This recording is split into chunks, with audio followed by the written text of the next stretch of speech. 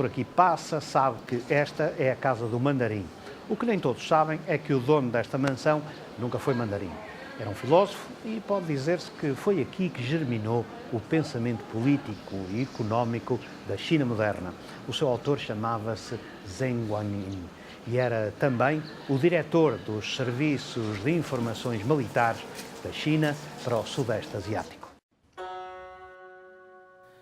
Zheng Guanyin nasceu em Changshan, a poucos quilómetros de Macau, tendo sido por isso, desde cedo, exposto às influências ocidentais. Contemporâneo dos grandes reformistas chineses da segunda metade do século XIX, era, no entanto, o único que não possuía o grau de mandarim. Além disso, ao contrário dos seus correligionários, não pertencia também à aristocracia, nem aos meios intelectuais, sendo apenas um comerciante, ainda que abastado.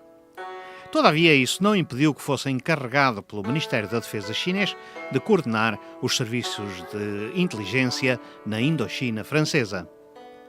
Diários de Bordo é o título genérico de um conjunto de livros que escreveu sobre as suas deambulações pelo Sudeste Asiático entre 1883 e 1892 ao serviço de Sua Majestade Imperial.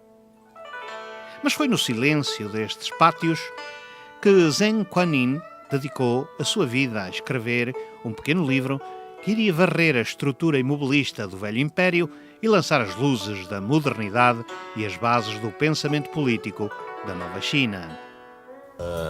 O Sr. Zheng Guanyin é considerada uma das figuras de grande importância na história moderna da China. É natural do distrito Xiangshan, atual município de Zhongshan, não muito longe de Macau. Nasceu em 1842 e faleceu com 80 anos de idade em Xangai em 1921. Uma grande parte de vida dele foi passado exatamente em Macau, na famosa Casa de Mandarim, que aliás foi construída com uma participação direta dele em auxílio e apoio direto ao pai, que foi o construtor e o primeiro proprietário desta casa, que depois passou como propriedade por nome dele. Portanto, se o Sr. Zheng Guanyin é considerado um filósofo, um pensador, uma grande e importante figura no movimento de reforma política do regime social da China, Macau é a fonte destas ideias e destes pensamentos políticos e filosóficos que deram um grande impacto e uma grande influência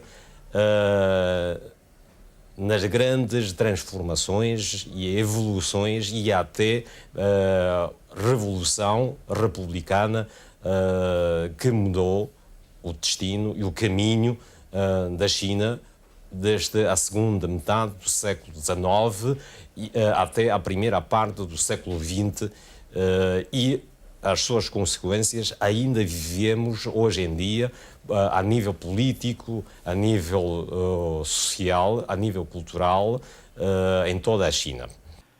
Como sempre, na China, os conceitos que impulsionam a modernidade ou preconizam a mudança são sempre sistematizados para que a posteridade os lembre. São os seguintes 3 conceitos. As pessoas devem ser aproveitadas no que elas são capazes. As terras devem ser exploradas naquilo que elas produzem e as mercadorias devem ser livres na sua circulação. O Sr. Zheng Guanyin passou a viver a Macau durante 5 anos executivos, entre 1866 e 1871, para se dedicar quase exclusivamente na redação e formulação da sua obra, Palavras sem Rodeio, em livro, e era exatamente nesta época, porque naquela altura Sun Yat-sen ainda era estudante na Faculdade de Medicina de Hong Kong, e este aproveitava quase sistematicamente as suas férias escolares e a caminho de visita à família, passava sempre por Macau para se encontrar com Chen Guanyin e os dois se encontravam em longas conversas, em debates sobre a situação sociopolítica da China e sobre todos e quaisquer problema político. Durante décadas, a sua mansão de Macau e a sua figura foram pouco menos que ignoradas. A Casa Grande, que assistiu a tanta e tão importante história do fim do feudalismo e do nascimento da nova China, chegou a estar em ruínas. De tal modo que as entidades responsáveis pela reabilitação da vetusta estrutura chegaram a pôr em dúvida a possibilidade de a restaurar de tão degradada se encontrava. Quanto ao seu livro sobre a estratégia económica que o Império deveria adotar para se arrancar ao atraso endémico, ficaria também praticamente esquecido. Tinha sido posto de lado pelos pensadores do marxismo-leninismo. Este esquecimento durou até finais dos anos 80 do século passado, quando o Instituto Cultural, em boa hora, o redescobriu e decidiu dar os primeiros passos para retirar do esquecimento a obra do filósofo e a sua mansão de Macau.